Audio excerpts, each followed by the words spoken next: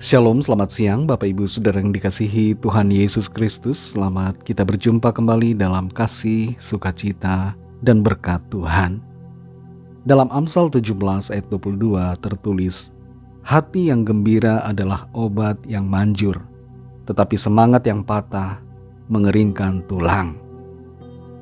Saudara yang dikasihi Tuhan, berbagai penelitian telah diadakan berkaitan dengan efek dari senyuman terhadap kondisi kesehatan. Hasil penelitian itu menunjukkan bahwa tersenyum setiap hari dalam intensitas yang memadai membantu menurunkan tekanan darah, meningkatkan ketahanan tubuh, mengurangi rasa sakit, mengurangi stres, dan memberikan berbagai manfaat baik untuk kesehatan. Setiap orang punya kemampuan untuk tersenyum. Kita diciptakan oleh Tuhan dengan kemampuan untuk menggerakkan mulut kita dalam posisi tersenyum. Dan ketika kita tersenyum, yang uniknya adalah hati kita menjadi gembira. Ada hubungan antara senyuman dengan kegembiraan hati. Tidak heran Tuhan memberikan perintah untuk kita selalu bersukacita. Tuhan mau saudara dan saya selalu bergembira. Dalam keadaan apapun, dalam tekanan di pekerjaan, di studi saudara, meskipun ada beban di dalam mengerjakan tanggung jawab saudara, beban-beban dalam rumah tangga, tetaplah tersenyum. Miliki hati yang bergembira, bersukacita di dalam Tuhan. Karena bersukacita itu baik. Bergembira itu membuat tubuh kita menjadi lebih sehat. Dalam Amsal 17 ayat 22 ini dikatakan, hati yang gembira adalah obat yang manjur, tetapi semangat yang patah mengeringkan tulang. Kita semua bisa memilih untuk bergembira atau patah semangat. Dan pilihan yang kita buat itu akan berdampak pada diri kita sendiri. Bukan tanpa maksud penulis Amsal ini menyatakan akan hal ini, bahwa hati yang gembira adalah obat yang manjur.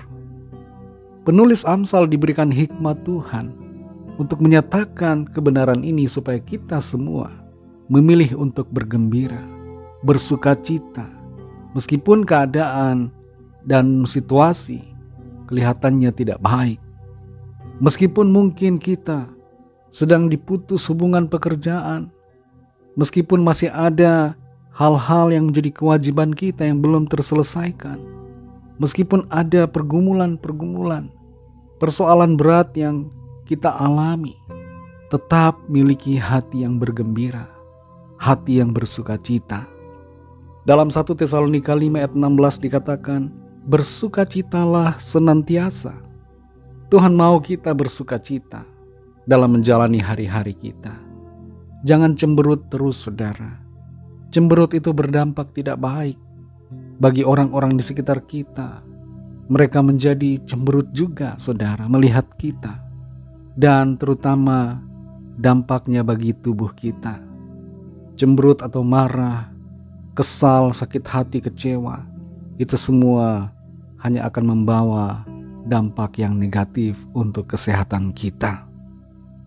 Mari saudara yang dikasihi Tuhan, lakukan firman Tuhan. Tuhan berfirman buat kita untuk kebaikan kita. Tuhan memberikan kepada kita perintah-perintahnya agar kita mengalami berkat-Nya. Mari saudara yang dikasihi Tuhan, tersenyumlah, bergembiralah setiap hari. Hadapi segala situasi dengan hati yang bersukacita di dalam Tuhan. Jadilah sehat dengan tersenyum, jadilah sehat dengan bersukacita, senantiasa di dalam Tuhan. Mari kita berdoa. Terima kasih Tuhan Yesus, kami bersyukur untuk firman-Mu yang kembali mengingatkan kami untuk senantiasa bersukacita, memiliki hati yang gembira, tersenyum di dalam Tuhan. Kami bersyukur karena perintah-Mu itu baik. Engkau mengajar kami untuk bersukacita, untuk kebaikan bagi kesehatan kami, baik jasmani dan juga rohani kami. jiwa kami, mental kami. Terima kasih untuk firman-Mu. Pimpin kami selalu Tuhan, supaya kami bersuka cita dan berkemenangan di dalam Engkau Tuhan Yesus. Dalam nama Tuhan Yesus Kristus kami berdoa. Haleluya. Amin.